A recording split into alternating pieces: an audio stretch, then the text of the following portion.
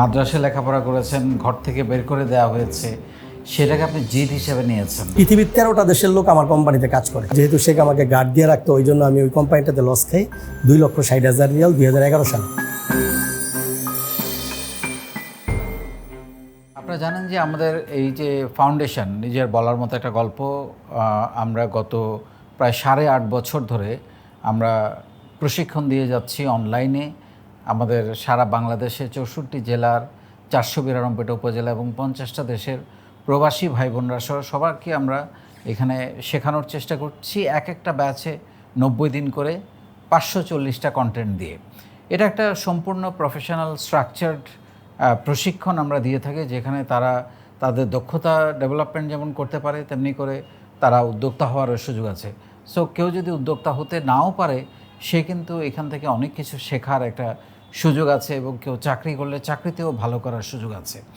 So এরকম একটা journey নিয়ে এবং বাংলাদেশের বেকারত্ব কিছুটা হলো কমানোর জন্যে এবং আত্মকর্মসংস্থান তৈরি করার জন্য এবং তরুণ তরুণীদের দক্ষতা বৃদ্ধি করার জন্য 2018 সালের 1 জানুয়ারি যে যাত্রা আমরা শুরু করেছিলাম মাত্র 164 জনকে নিয়ে, আজকে তার শিক্ষার্থীর সংখ্যা 38 লাখ, 3.8 মিলিয়ন। সো এই যে একটা জার্নি, যেটার সবচেয়ে বড় বিশেষত্ব হচ্ছে যে এখানে আমরা প্রতিদিন শেখাই এবং এই শেখার জন্য কাউকে কোনো টাকা দিতে হয় না। এটা সম্ভবত বাংলাদেশ নয়, সারা পৃথিবীতে এই কাজটা এখন পর্যন্ত কেউ করে নাই। সো এরকম একটা কাজ করে হোয়াট ইজ দ্য ইম্প্যাক্ট, আমরা তো সবসময় বোঝার চেষ্টা করি, খোঁজার চেষ্টা করি যখন কোনো একটা কাজ করি তার ইম্প্যাক্টটা কী। ইম্প্যাক্টটা হচ্ছে এখান থেকে লাখ লাখ উদ্যোক্তা তৈরি হচ্ছে, যাদের সবাইকে হয়তো আমি চিনি না বা সবার সাথে আমার হয়তো যোগাযোগ নাই, কিন্তু কিছু কিছু মানুষকে, কিছু কিছু তরুণ তরুণীকে আমরা চিনি, যারা আমাদের সঙ্গে সরাসরি কানেক্টেড বা আমাদের সঙ্গে রেজিস্ট্রেশন করে আমাদের সঙ্গে যুক্ত আছেন। তাদেরকে আমরা তাদের খোঁজখবর রাখি আমরা, এবং আমাদের জেলাগুলো থেকে বা আমাদের উপজেলাগুলো থেকে, আমাদের দেশগুলো থেকে তাদের সাথে আমাদের একটা নিবিড় যোগাযোগ আছে। সেই সবের মধ্যে যারা আসলে নিজের জীবন পরিবর্তন করেছেন, ভাগ্য পরিবর্তন করেছেন এবং একটা জায়গায় গিয়ে উপস্থিত হয়েছেন, সেই মানুষগুলোর গল্প যদি আমরা এভাবে বলি যে এই কাজের যে একটা ইম্প্যাক্ট, সেই ইম্প্যাক্টটা আসলে কি হলো সেইটা বলার চেষ্টা করছি আমরা এই অনুষ্ঠানের মাধ্যমে, ঘুরে দাঁড়ানোর গল্প।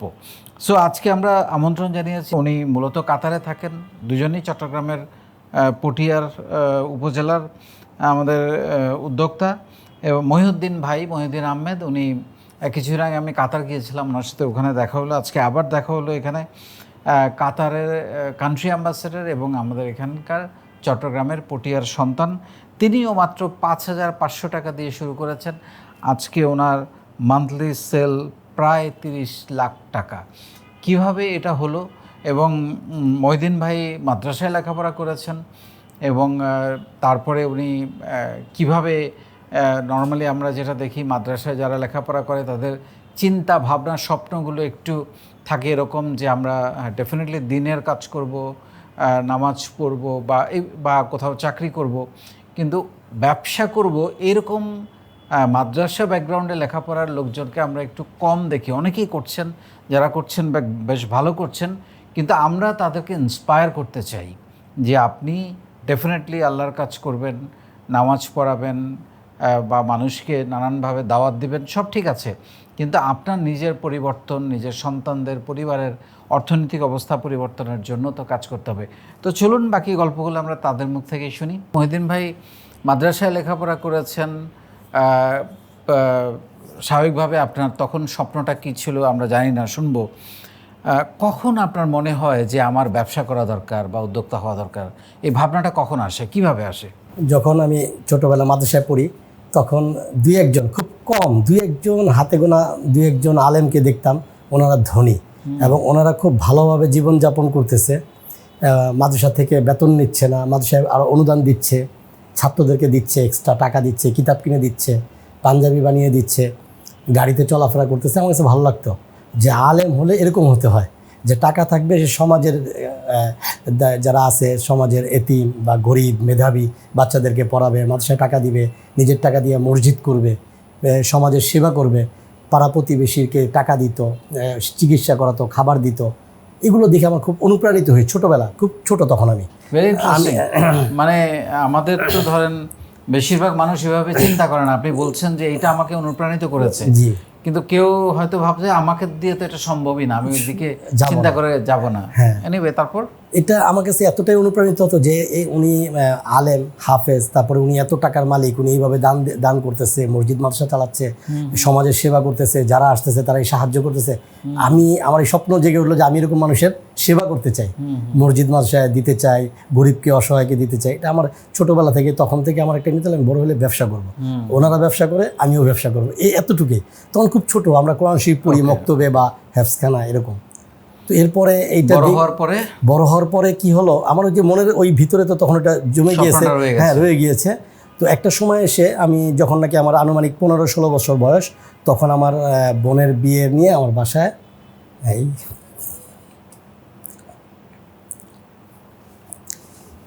বাসা থেকে বের করে দেয় আমাকে।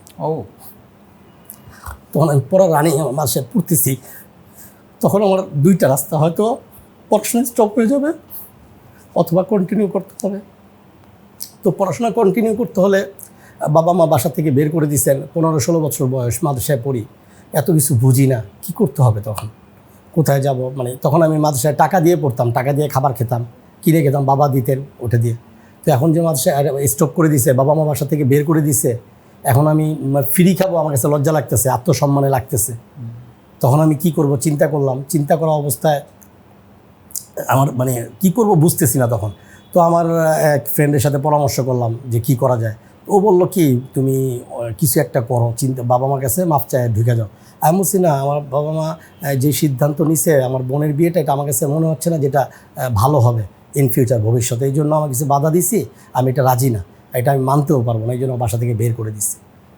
তো বলছে আচ্ছা তাহলে, আমি দেখলাম যে অনর, সেও দেখতেছে আমি অনর। তারপরে বললো কি, আচ্ছা ঠিক আছে, তাহলে তুমি এক কাজ করতে পারো, তুমি কিছু একটা করো, ব্যবসা বা কোনো কিছু একটা করো।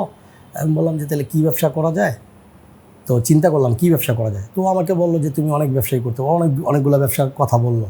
তা হঠাৎ করে ও বললো কি যে থান কাপড়ের বিজনেসটা তুমি করতে পারো, কাপড়, পাঞ্জাবের কাপড়ের বিজনেস। তো এটা আমার কাছে ভালো লাগলো যে হ্যাঁ, এটা তো, ও আমার একবারে ক্লোজ ফ্রেন্ড, একসাথে আমরা খাওয়া দাওয়া করতাম, একসাথে ঘুমাতাম। তো এটা যখন বললো আমার কাছে মনে ধরলো যে বিষয়টা হ্যাঁ। তখন আমার কাছে টাকা ছিল টোটাল 1200 টাকা, আমি ওর কাছে পাইতাম আর কি, লোন নিয়েছিল পড়াশোনার সময়। তো ওকে বললাম যে তাহলে তুমি টাকাটা দিও। বলছে আচ্ছা ঠিক আছে। ও আমাকে 1200 জায়গায় 1000 টাকা দিল, 1250 টাকা পেতাম, আর 1000 টাকা আমাকে ও দিল, আর 250 টাকা এখন পর্যন্ত ডিউ। আর আমার ছোটো খালাম্মা আর ছোটো খালুজান, ওনাদেরকেও বললাম যে আমি এরকম ব্যবসা করবো আর পড়াশোনা করবো, পড়াশোনা আমি বন্ধ করবো না, তো এটার জন্য আমার কিছু টাকা লাগবে।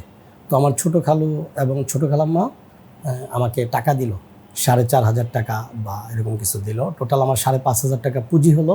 এই পুঁজি নিয়ে আমি চট্টগ্রাম চলে গেলাম। তখন চট্টগ্রাম যেয়ে আমি কাজী রিয়াজউদ্দিন বাজার, টেরি বাজার এগুলোতে ঘুরলাম। আর ঢাকা থেকে যাওয়ার সময় আমি ইসলামপুর থেকে কাপড়ের স্যাম্পল নিয়ে গেলাম, যে আমি মানে কোন কাপড়টা আপনাদের চলবে, যেটা বেশি চলবে আমি নিয়ে আসলে আপনি আমার কাছ থেকে কিনবেন। পরে ওনারা কিছু স্যাম্পল দিল, কালার দেখাইলো, যেগুলো নিয়ে আসলে আমরা কিনবো। তো আমি চিটাগাং গেলাম, চিটাগাং যে দামাদামি করলাম, কথাবার্তা ঠিক করে ওখান থেকে স্যাম্পল এনে আবার আমি কাপড় না নিয়ে আমি ঢাকাতে এসে পড়লাম। এসে আমি আবার ইসলামপুরে দেখালাম, কারণ আমার পুঁজি তো কম, আমি যদি আটকে যাই তাহলে আমাকে তো কেউ আর পুঁজি দিবে না। আর আমি এখন তখন ছোট, খুব বয়সে 15-16 বছর বয়স হবে। তো ইসলামপুরে আনার পরে ওরা বললো হ্যাঁ আমরা এটা কিনবো, কিন্তু প্রফিটটা আমাকে কম দিচ্ছে। আমি এক তো বাচ্চা মানুষ, আর দ্বিতীয়ত আমি বলছি যে আমি এটা দিয়ে পড়াশোনা করবো। তো ওরা একটা মানে পেয়ে গেছে আর কি। তো ওরা আমাকে যেই কাপড়ে 10 থেকে 15 টাকা গজ সময় লাভ হবে, সেটা ওরা আমাকে 5 থেকে 6 টাকা প্রফিট দিল। তো আমি বললাম আচ্ছা আমার পড়াশোনাটা তো চলবে। তো আমি ওই কাপড় নিয়ে আসলাম আবার, যে চিটাং ফকিরাবল থেকে বাসে উঠতাম, চিটাং যেয়ে নামতাম, তো ওখান থেকে কাপড় নিয়ে বৃহস্পতিবারে যেতাম। এইটা এইভাবে বলা যায় যে আপনাকে পরিস্থিতি বাধ্য করেছে ব্যবসা শুরু করতে। এই ব্যবসা, কাপড়ের ব্যবসা কতদিন করলেন? এই কাপড়ের ব্যবসাটা আমি মোটামুটি আমার পড়াশোনাটা পুরোটাই আমি এটা দিয়ে চালিয়েছি। এই প্রথম কাপড় এনে আমি ভর্তি হয়েছি, ভর্তির টাকা আমার হয়ে গেছে। দ্বিতীয় আবার কাপড় এনে কিতাবগুলো কিনেছি, পাঞ্জাবি টাঞ্জাবি বানিয়েছি, বানিয়ে এগুলো আমি মাদ্রাসায় পড়া শুরু করলাম। পরে প্রতি সপ্তাহে বৃহস্পতিবারে ছুটি হয়, ওই তখন রাত্রেবেলা আমি চলে যেতাম চিটাগাং। শুক্রবার সকালে যেয়ে নেমে শুক্রবার কাপড় কিনে শুক্রবার রাতে বাসে উঠতাম, শনিবার সকালে এসে মাদ্রাসায় ক্লাস অংশগ্রহণ করতাম। মাদ্রাসার ক্লাস তো অনেক কড়াকড়ি হয়, ক্লাস থেকে মিস করলে আবার হুজুরা বের করে দিবে মাদ্রাসা থেকে ক্লাস। তো ওই শনিবারে ক্লাস করে আসরের পরে বিকেলে যায় ইসলামপুরে কাপড়টা বিক্রি করে ফেলতাম, অথবা দুপুরে খাবার। কত বছর করেছেন এভাবে? এটা আমি মোটামুটি এটা কন্টিনিউ চলছে আমার এই প্রায় 4 বছরের মতো। 4 বছর। তারপরে কি ব্যবসা পরিবর্তন করলেন না মানে বিদেশে গেলেন কখন? না, বিদেশে পড়াশোনা শেষ করে ওইটা পড়াশোনা আমি কন্টিনিউ করেছি। তো কন্টিনিউ করার পরে ওই কাপড়ের বিজনেস, আর তখন মার্শাল আর্ট শিখাইতাম। মার্শাল আর্ট যেহেতু আগে শিখেছিলাম, ওইটা শিখে ওখান থেকে কিছু টাকা আসতো, সরকারিভাবে কিছু আসতো। ওইটা দিয়ে 2 টাকা পড়াশোনা চলে গেছে। পড়াশোনা শেষ হলো, পরে মাস্টার্সের সময় আমার ওস্তাদরা জিজ্ঞেস করলেন যে কে কী করবা, তোমরা তো এখন শেষ হয়ে যাচ্ছে। পরিবারের সাথে আপনার যোগাযোগ নাই? পরিবারের সময় সে মাস্টার্সের সময় ছিল, তখন আবার তার আগ পর্যন্ত ছিল না। তার আগ পর্যন্ত তারা যোগাযোগ করছে, কিন্তু আমি রাগ করে যাই। রাগ, আপনার রাগ? অভিমানে আসলে, হ্যাঁ অভিমানে আমি আসলে বাসায় যাইনি। যেহেতু বিয়ে দিয়ে দিছে, কথা শুনে নেয়, তাদেরটা রাইট রাখছে, এই জন্য আমি অভিমান করে যাইনি। যে বছর মালানা হয়ে যাব মাস্টার্স, ওই বছর আমি বাসায় বাবা মার সাথে আবার চিন্তা করলাম, বাবা মা তো আবার ওটা এভাবে গেলাম, সলভ করে ফেললাম। হ্যাঁ জি। তো কিন্তু টাকা পয়সা নিতাম না, আমার ওই টাকা দিয়ে আমি পড়াশোনা করতাম। তো মাস্টার্সে বছর ওস্তাদরা জিজ্ঞেস করলেন, একজন ওস্তাদ ছিলেন মাওলানা মুজাম্মিল সাহেব, উনি আমাদেরকে মুসলিম শরীফ পড়াতেন। উনি আমাদেরকে জিজ্ঞেস করলেন যে তোমরা তো এই বছর মাওলানা হয়ে যাচ্ছ, ফারেক হয়ে যাচ্ছ, তোমরা বের হয়ে যাবা, তো সবাই কি করবা, কে কী করবা, কী নিয়ত করছো? তো কেউ বলতেছে আমি মাদ্রাসার শিক্ষক হব, আমি মসজিদের ইমাম হব, খতিব হব, এইভাবে বলতেছে। তো শুধুমাত্র একজনই আমি ছিলাম যে আমি ব্যবসা করব। তো সব ছাত্ররা হেসে দিছে, মানে এটা একটা হাসির পাত্র হয়ে গেলাম ওখানে। সব ছাত্ররা হেসে দিছে যে ব্যবসা করবে, উদ্যোক্তা হবে, এরা তো আর কিছু করবে না আমার। তো পরে ওস্তাদ ধমক দিছে সবাইকে, আরে ওর কথাটা শুনো, ও কি বলতে চায়। তো বলছে বাবা তুমি বলো। তো আমি বললাম যে হুজুর আমি ব্যবসা করবো ইনশাল্লাহ, আর ব্যবসার পাশাপাশি আমি মাদ্রাসায় ফ্রি পড়াবো। ফজরের পর থেকে সকাল 10টা পর্যন্ত মাদ্রাসায় ক্লাস করাবো, তারপরে আমি সকাল 10টা থেকে নিয়ে আমি বাকিটা ব্যবসার কাজে দিব, আর মাদ্রাসা থেকে কোনো বেতন নিব না। তো হুজুর খুব ইমপ্রেস হয়ে গেলেন, হুজুর খুব দোয়া করলেন, এটা তোমার এটা ঠিক আছে, বলছে এরকম হওয়া দরকার। ওস্তাদ খুব সাপোর্ট করলেন যে এটা হওয়া দরকার। তো ওই থেকে আমার ওইটাই ছিল আসলে। বাইরে যাওয়ার মাথায় আসলো? বাইরে যাওয়াটা আমি যখন পড়াশোনা শেষ করি, মাস্টার শেষ করি, ইফতা যেটাকে আমরা ল বলি অ্যারাবিক, ওইটা শেষ করার পরে আমি একটা মাদ্রাসায় পড়ানো শুরু করি, পাশাপাশি ব্যবসার প্ল্যান করি। তো আমার আম্মা, বোন, আমার আব্বা, ওনারা পরামর্শ করে আমার জন্য ভিসা বের করে ফেলছে কাতার থেকে। ভগ্নিপতিরা কাতার থেকে ভিসা বের করে ফেলছে, ভিসা করে টিকিট করে আমাকে দিয়েছে, তোমার ফ্লাইট যেতেই হবে, না গেলে এই টাকা সব লস হবে। ও সো এটা প্ল্যানের মধ্যে না, এটা আমার কোনো প্ল্যানে ছিল না। ওকে। তো এবার যাবো না বললাম বাসায়, আম্মা একটু অভিমান করতেছে, কান্নাকাটি করতেছে। পরে আমি বিদেশে চলে যাই, কিন্তু ব্যবসা করার খেয়ালটা বিদেশে যাওয়ার পরও ছিল। আচ্ছা, কি কাজ নিয়ে গেলেন ওখানে? ওখানে আমি গিয়েছিলাম কেশিয়ার ভিসায়।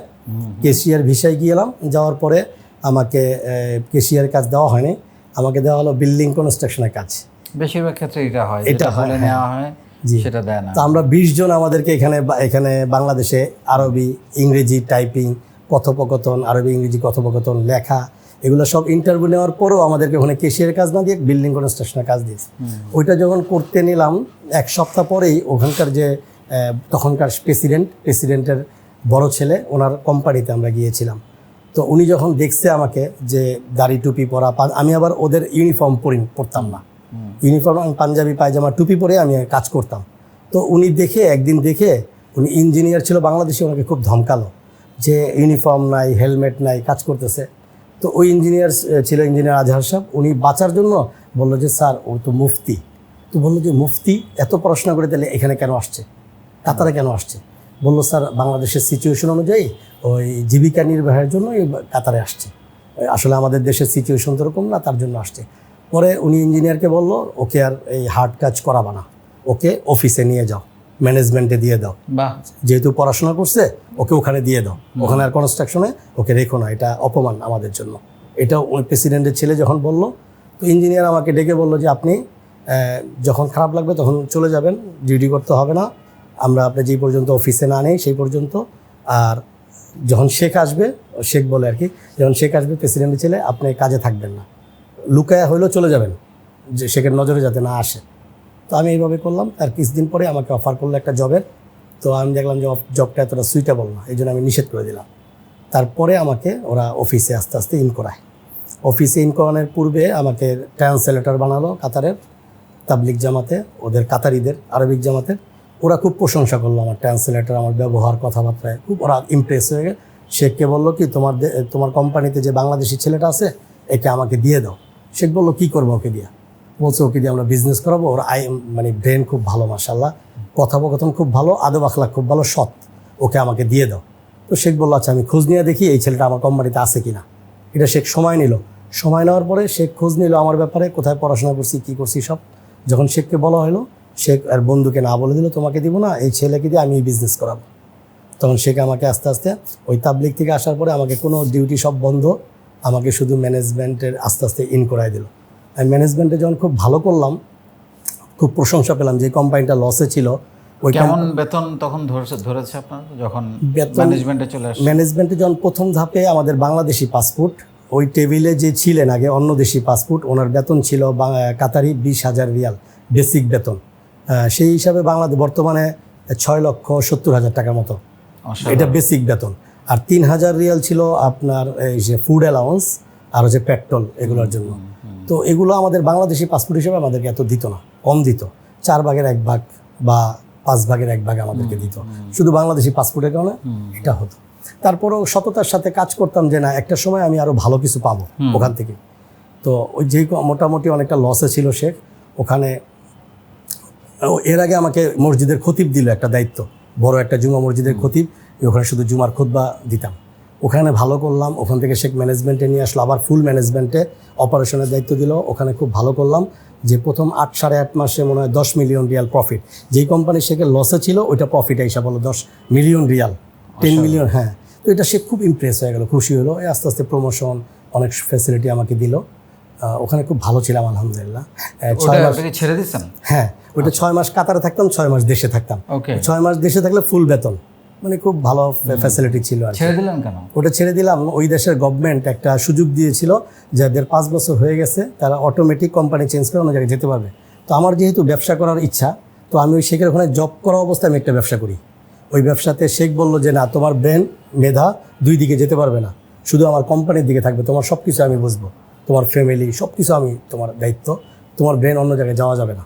তো ওই জন্য যেহেতু শেখ আমাকে গার্ড দিয়ে রাখতো, ওই জন্য আমি ওই কোম্পানিটাতে লস খাই 2,60,000 রিয়াল 2011 সালে।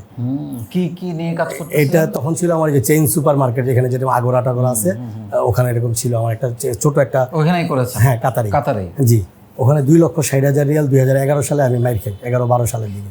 তখন খুব ডিপ্রেশনে চলে যাই। 2,60,000 রিয়াল অনেক টাকা, বাংলাদেশি টাকায়। খুব ডিপ্রেশনে চলে যাই এবং তখন খুব ভেঙে পড়ি আর কি, যেমনি কীভাবে টাকাটা আবার পরিশোধ করে আবার কীভাবে ঘুরে দাঁড়াবো। তো অনেক সময় এমন হয়েছে যে গাড়ি বন্ধ করে আমি কান্না করতাম, ওই 2,60,000 রিয়াল এত কম বয়সে এত টাকা কোথার থেকে কীভাবে কি। তো রুম আটকে অনেক সময় কান্না করতাম। আবার ওদিকে ডিউটিটাও ঠিকমতো রাখতে হতো, অফিসের ম্যানেজমেন্টের জবটা, ম্যানেজমেন্টটাকে চালানো, সব মিলে বেশ ভালো প্রেশার ছিল। তারপরে যখন এই সুযোগটা দেওয়া হলো তখন আমি বের হয়ে গেলাম। হ্যাঁ, বের হয়ে গেলাম। তো বের হওয়ার সময় কিছু বাধা তো থাকে, কারণ ওনারা তো প্রেসিডেন্ট, রয়্যাল ফ্যামিলি, ওনারা যদি না চায় আমরা ওই দেশে থাকতে পারবো না। সেহেতু আমি ওইভাবে বললাম যে আমাকে ক্যান্সেল করে দেন, আমি আর জব করবো না, রিজাইন লেটার দিয়ে দিলাম, আমি আর জব করবো না, আমি দেশে চলে যাব। তো আমার রিজাইন লেটার কেউ নেয় না, বলো তোমার রিজাইন লেটার ধরে কি আমার চাকরি খাবো?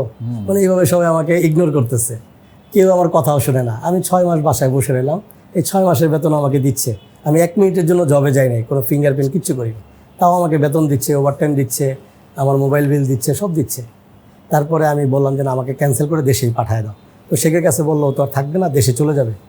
পরে শেখ অনেক অফার দিল, আমি কোনোটাতে রাজি হলাম না। পরে শেখ বললো আচ্ছা ঠিক আছে, তুমি অন্তপক্ষে আমার দেশে থাকো, আমার কোম্পানিতে না থাকলো আমার দেশে তুমি থাকো, তুমি অন্য জায়গায় চেঞ্জ হয়ে চলে যাও। তারপরে আমি অন্য জায়গায় চেঞ্জ হয়ে আমি আমার ব্যবসা শুরু করি। ব্যবসা শুরু করার প্রথমে পার্টনারশিপ ব্যবসা শুরু করি, যেটা স্যার আপনার কথায় যেগুলো যে আমাদের সেশন সে যেটা আছে আমাদের সেশন চর্চাগুলো, তো ওগুলো তখন দেখলাম যে ওই কথাগুলো না শুনে আমি ভুল করে আমি লস খাই। তখন আমি আপনাদের মানে ফাউন্ডেশনে যুক্ত হই, 2018 সালে আমি যুক্ত হই। আমি প্রথমত রুবেল ভাইয়ের ভিডিও, এটাই যে সাতক্ষীরার যে ওনার ভিডিওটা দেখে, আপনার ভিডিও দেখে, তো উনি প্রবাসী করে, আমি তখন যুক্ত হয়ে যাই ফাউন্ডেশনে, রেজিস্ট্রেশন করে যুক্ত হয়ে যাই 3য় ব্যাচ থেকে 2018 সাল থেকেই। তো তারপরে আবার আমি ঘুরে দাঁড়াই যে না, আমার কিছু করতে হবে। মানে আপনি দ্বিতীয়বারও লস করেছেন? হ্যাঁ, দ্বিতীয়বারও লস করেছি। লস করে পার্টনারশিপ বিজনেস যে লস করেছি, কথাগুলো না শুনে ভুল পার্টনার নিয়ে। হ্যাঁ, ভুল পার্টনার নিয়েছিলাম, যে একাধিক পার্টনার, লিখিত বা না চেনা অচেনা। চাকরিও করছেন? না, তখন চাকরি ছেড়ে দিছি। আচ্ছা, কিছুই করছেন না, শুধু ব্যবসা। ওই প্রথম মানে চাকরিটা ছেড়েই ব্যবসায় সুইচ করছি, ওই অবস্থায় ব্যবসাটা লস। লস হওয়ার পরে তারপরে আবার পার্টনারশিপ সব বাদ দিয়ে একবার জিরো হয়ে আমার ওয়াইফের হাতের স্বর্ণ বিক্রি করে আমি আবার শুরু করি ব্যবসা। ওই শুরু করাতে মাথা থেকে ব্যবসার ভূত আর যাচ্ছে না। না, ওই ব্যবসা থেকে আল্লাহ পাক এখন কাতারে 9টা কোম্পানি আলহামদুলিল্লাহ, চারটা অফিস আছে আমার একক, আমার কোনো পার্টনার নাই, আমার এখানে এক রিয়েল কারো ইনভেস্টমেন্ট নাই, কেউ আমার থেকে 1 টাকা পাবেও না, আমি পাবো কিন্তু কেউ আমার থেকে পাবে না। এমন অবস্থা এখন আমার 3000-এর মতো কর্মী কাজ করতেছে আলহামদুলিল্লাহ। 3000? জি 3000, এখন মনে হয় একটু বেশি হবে। আমি যখন 1.5 মাস আগে আসি তখন 3000। সো বাংলাদেশে কিছু করার নাই আপনি? আমি বাংলাদেশেও করেছি স্যার, এটা কাতারেরটা। 3000 কর্মী, 4টা অফিস, একটা দোকান, এগুলো সহ আমার অনেক বড় একটা টপ ম্যানেজমেন্ট। ওখানে আমরা এখন কাজ করতেছে ঢাকা ইউনিভার্সিটির, তারপরে মাইলস্টোন, আইওবি, এরকম বড় বড় শিক্ষিতরা আমরা চাকরি দিতে পারছি এবং তারাও খুব হ্যাপি আমার সাথে থাকতেছে। এটাতে আমার খুব ভালো লাগে। এটা হচ্ছে কাতারে। তো কাতারে যখন করোনার পরে আমি চিন্তা করলাম আস্তে আস্তে 2022 সাল বিশ্বকাপের পরে কাতার যখন একটু ব্যবসা বাণিজ্য একটু খারাপ যাচ্ছিল আমাদের, তখন আমি চিন্তা করলাম না, বাংলাদেশে আমাদের কিছু করতে হবে। তখন আমি বাংলাদেশে আস্তে আস্তে আসি, বারবার আসি, দেখে যাই, চেষ্টা করি, অনেক কিছু করার পরে আমি একটা জুতার একটা ব্র্যান্ড আরাম ফুটওয়্যার নামে একটা কোম্পানি এখানে আমি প্ল্যান করি, তারপরে শুরু করি অরিজিনাল ফ্যাক্টরি করে। জি, অরিজিনাল চামড়া শিল্প নিয়ে, একবারে অরিজিনাল গরুর চামড়া দিয়ে আমরা এই জুতা। ব্যাপারে কি আপনার কোনো এক্সপেরিয়েন্স ছিল? না, আগে কোনো এক্সপিরিয়েন্স ছিল না। আমি এই এক্সপিরিয়েন্সটা নেওয়ার জন্য অ্যাপেক্স, বাটা, বে, আরং, এদের যে সিনিয়র যারা আছেন, যারা প্রোডাকশন করেন, ফ্যাক্টরি চালান, ওনাদের সাথে বারবার মিটিং। এই যে দেখেন, আমি যে বলি সবসময়, আপনি যদি কিছু একটা করতে চান, ওই লাইনের মানুষের সঙ্গে আপনাকে মিশতে হবে। সো কারেক্টলি আরেকটা জিনিস স্যার, আপনি বলেন যে আপনার একটা কাজের জন্য আপনাকে দুনিয়াতে আসা হয় না, জন্ম হয় না। এই জিনিসটা আমাকে বারবার সবসময় মাথায় রাখে যে আমি একাধিক কাজ করতে পারি, একটু চেষ্টা করলে একাধিক কাজ করা সম্ভব। একটা কাজ নিয়ে পড়ে থাকবো, সেটা কিভাবে হয়? এই জিনিসটা আমার একটা অনুপ্রেরণা। আমি ওখান থেকে বাংলাদেশে আসি। আপনি কাতারেই 3000 লোকের কর্মসংস্থান তৈরি করেছেন? জি, পৃথিবীর 13টা দেশের লোক আমার কোম্পানিতে কাজ করে। কাতারে এখন কি প্রোডাক্ট নিয়ে কাজ করেন আপনি? কাতারে আমার স্পেয়ার পার্টস আছে, এরপরে ফুড ডেলিভারি আছে। পুরো কাতারের মধ্যে হ্যাঁ, আমি দেখলাম ফুড ডেলিভারি এটা খুব জনপ্রিয়, এবং আমার কোম্পানিটা হচ্ছে এককভাবে সবচেয়ে বড় কাতারের। বেস্ট। আমি কি আপনার অফিসে গেছিলাম? না স্যার, আমার অফিসে যাওয়া হয়নি। না, যাওয়া হয়নি। নেক্সট টাইম যাব ইনশাআল্লাহ, অবশ্যই।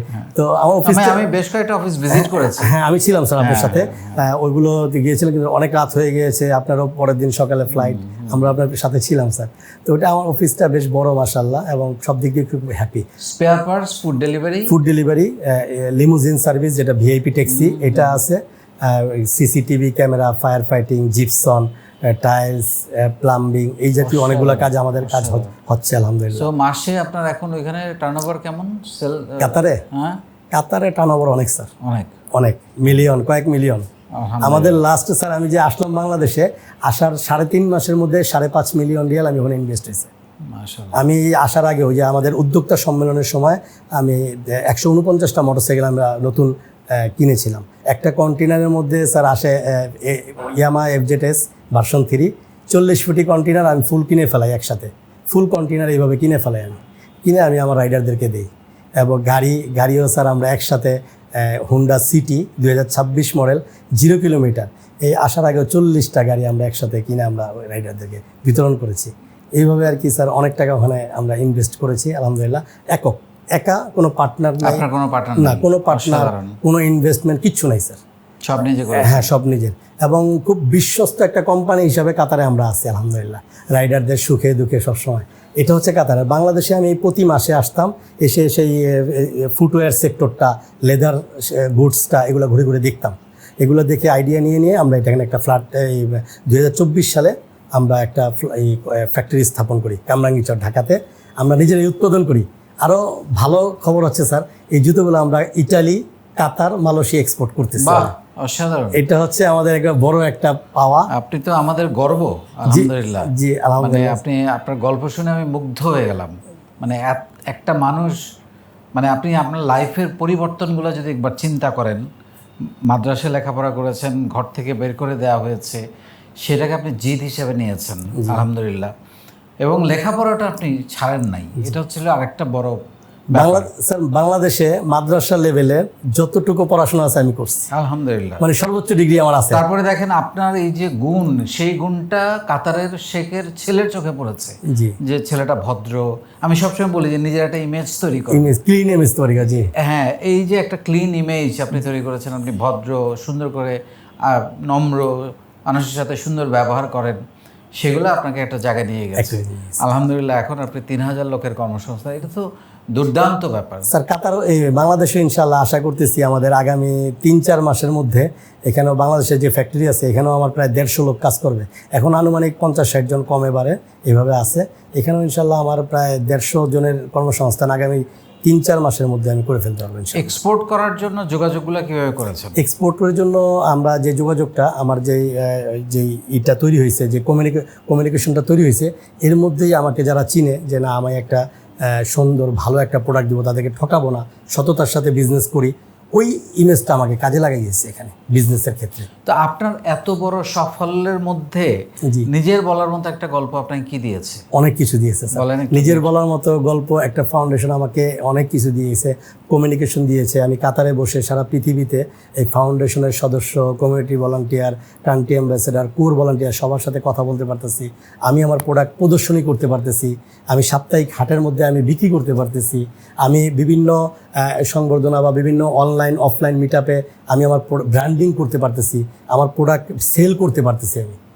এবং সততা আমাকে শিখিয়েছে, ভালো মানুষ হওয়ার জন্য শিখিয়েছে। কাস্টমারকে যেন আমি প্রতারিত না করি, যেটা আমরা ইসলামে শিখেছি মাদ্রাসায় পড়ে, সেটা আমি এখানে পাচ্ছি। যে হ্যাঁ, কাস্টমারকে ঠকানো যাবে না, যেটা ভালো বলবো ভালোটাই দিব, খারাপ বললে খারাপটাই। যে প্রোডাক্ট ভালো এবং খারাপ গুণাগুণ বর্ণনা করতে পারতেছি। আল্লাহ রসুল সাল্লাল্লাহু আলাইহি ওয়াসাল্লাম একটা হাদিস আছে যে তুমি কি করো, সততার সাথে বিজনেস করো, আমানতদারি বা সততার সাথে বিজনেস করো, গণনা বা ওজনে কম দিও না। 1000 গ্রাম বলে 1000 গ্রাম, 950 গ্রাম না। আরেকটা হচ্ছে আয় ব্যয়ের হিসাব তুমি স্বচ্ছভাবে লিপিবদ্ধ করো, আয় ব্যয়ের হিসাবটা তুমি পরিষ্কার রাখো, তোমার ব্যবসায় সফলতা এমনি আসবে ইনশাআল্লাহ।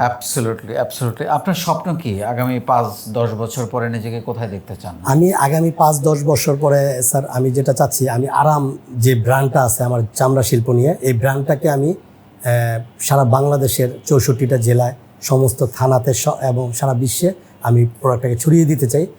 ইনশাল্লাহ এই সেপ্টেম্বরে ইটালির মিলানে একটা ফুটওয়্যার এক্সিবিশন আছে, আশা করি ইনশাল্লাহ আমি ওখানে জয়েন করব।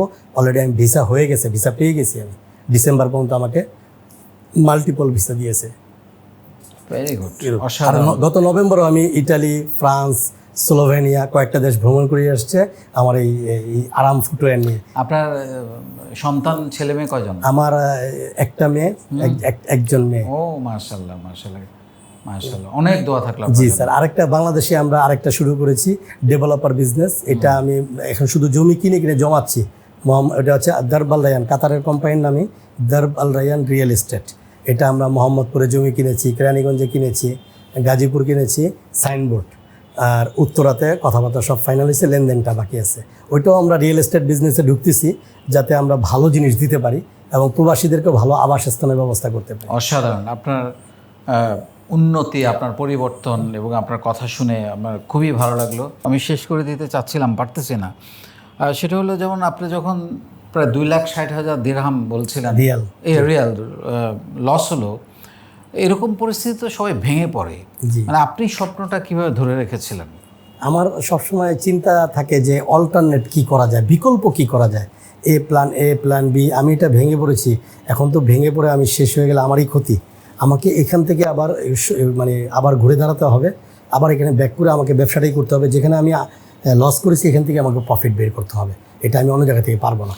সো একটা মানুষ আসলে যে কোনো সময় জিরো থেকে না, মাইনাস থেকেও ঘুরে দাঁড়াতে পারে যদি সে পথে হাঁটা বন্ধ না করে, স্বপ্নের পথে হাঁটা বন্ধ না করে, বা অ্যাকশন যেটা সে নিয়েছে সেইখান থেকে সরে না যায়। তখনই একটা মানুষ হেরে যায় বা পড়ে যায় যখন সে আসলে চলা বন্ধ করে দেয়, থেমে যায়। সো থেমে আসলে যাওয়া যাবে না, যে কোনো মুহূর্তে ঘুরে দাঁড়ানো যায়। তার প্রমাণ তো আমরা দেখতেই পাচ্ছি। আমি চাই আপনারা আরও বড় হন, 3,000 থেকে 30,000 মানুষের কর্মসংস্থান, অনেক ভালোবাসা থাকলো। এবং আজকে আপনাদেরকে সারা বাংলাদেশের মানুষ আরও নতুন করে চিনলো, জানলো, এটাও একটা বড় প্রাপ্তি। স্যার আসলে যে বিষয়টা, যখন আমি ভেঙে পড়ি তখন আল্লাহর দিকেই মুতাওয়াজ্জহ, আল্লাহর দিকে ফিরে যাওয়া, গভীর রাতে নামাজ পড়ে আল্লাহর কাছে সালাতুল হাজাত পড়ে আল্লাহর কাছে দোয়া করলে অন্যরকম একটা শক্তি পাই যে না ইনশাআল্লাহ পারবো, হবে, আল্লাহ তাআলা দিবে। মানে যেহেতু ভালো কিছু করতে চাচ্ছি দিবেন। আরেকটা জিনিস স্যার, যে আমি লেদার শিল্প, চামড়া শিল্প নিয়ে প্রবাসী হয়ে কেন কাজ করলাম, আপনি বাংলাদেশের যে চামড়া শিল্পের যে মার্কেটটা, এটা প্রায় 14,000 কোটি টাকার, 14,000 কোটি টাকা। চায়না কিন্তু বাংলাদেশ থেকে শুধুমাত্র চামড়া ওরা ইম্পোর্ট করে, মানে আমরা এক্সপোর্ট করি, চায়না এটা ইম্পোর্ট করে, চায়না থেকে সারা পৃথিবীতে সমস্ত প্রোডাক্ট ওরা এক্সপোর্ট করে, চামড়াটা বাংলাদেশ থেকে ওরা ইম্পোর্ট করে চায়না। এটা একটা আশা। আর চামড়া শিল্পর যে একটা সিন্ডিকেটের কারণে অনেক গরিব দুঃখী বা মাদ্রাসার থেকে যে বঞ্চিত হচ্ছে, এই জন্য চামড়া শিল্পে আসা। আর চামড়া শিল্পে এসে স্যার আমরা খুব ভালো করতেছি আলহামদুলিল্লাহ, আশা করতেছি ইনশাল্লাহ আরও ভালো করতে পারবো, বৈদেশিক মুদ্রা আনতে পারবো এবং এটা বিশেষ করে ইউরোপের বাজারে অনেক বড় একটা বাজার আমরা দখল করতে পারবো। আপনার দোয়া থাকলে ইনশাল্লাহ আমরা অনেক এগিয়ে যাবো ইনশাআল্লাহ। ইনশাল্লাহ। অবশ্যই মহিউদ্দিন ভাই, এবং আমি মনে করি আজকে আপনার এই গল্প শোনার পরে অনেক মাদ্রাসার ছাত্ররা, মাদ্রাসা থেকে পড়াশোনা করা হুজুররা নতুন করে ভাবতে শিখবে যে উনি যদি পারে আমরা কেন পারবো না, এই ভাবনাটা তাদের মধ্যে অনেক আসে কাতারেও এবং এখানে ফোন অফলাইন অনলাইনে আসে যে কিভাবে করলে সফল হব, আপনার মাথা থেকে কোত্থেকে আসছে, এটা কিভাবে করতেছেন। মাদ্রাসার লেভেলে যেটা হয়, মাদ্রাসা পড়াশোনা শেষ করবে, মসজিদ বা মাদ্রাসা পড়াবে, শিক্ষকতা করবে, ইমামতি করবে, এতটুকু। কিন্তু বাইরে এসে মানে দুনিয়াতে এসে উল্টা স্রোতে বিজনেসটাকে এগিয়ে নিয়ে যাওয়ার মতো মন মানসিকতা অনেকেই পোষণ করে না। তো আজকের এই প্রোগ্রামে স্যার আপনার প্রোগ্রামটা অনেকেই দেখবে আশা করতেছি ইনশাল্লাহ। এরপরে অনেক মাদ্রাসার ব্যাকগ্রাউন্ডে অনেকেই ইনশাল্লাহ ব্যবসায় আসবে ইনশাল্লাহ। অ্যাবসলিউটলি, অনেক এই আশা ব্যক্ত করি। অনেক স্যার ধন্যবাদ আপনাকে অনেক ধন্যবাদ স্যার, আমাদেরকে আমন্ত্রণ জানানোর জন্য, স্টুডিওতে আনার জন্য। Thank you. আমার তো ভীষণ ভালো লেগেছে। মাদ্রাসায় লেখাপড়া করা ছাত্র মাদ্রাসার সর্বোচ্চ বিদ্যা শেষ করেও ব্যবসার যে আনন্দ, ব্যবসার যে ছড়িয়ে দেওয়ার সুযোগ, 3000 লোকের কর্মসংস্থান করেছেন এবং মিলিয়ন রিয়েল ব্যবসা করছেন প্রত্যেক মাসে। এটা একটা দুর্দান্ত লাইফ চেঞ্জিং গল্প আমি বলবো। এবং আমি মনে করি যে ওনাদের দুজনকেই দেখে আপনারা যারা শুনেছেন, আপনারা যারা দেখেছেন, তারা নিশ্চয়ই অনুপ্রাণিত হবেন। এবং বিশেষ করে গৃহিণীরা এবং মাদ্রাসায় যারা লেখাপড়া করছেন বা করেছেন, শেষ করেছেন, তারা ডেফিনেটলি অনেক বেশি অনুপ্রাণিত হবেন যে ওনারা পারলে আপনি কেন পারবেন না।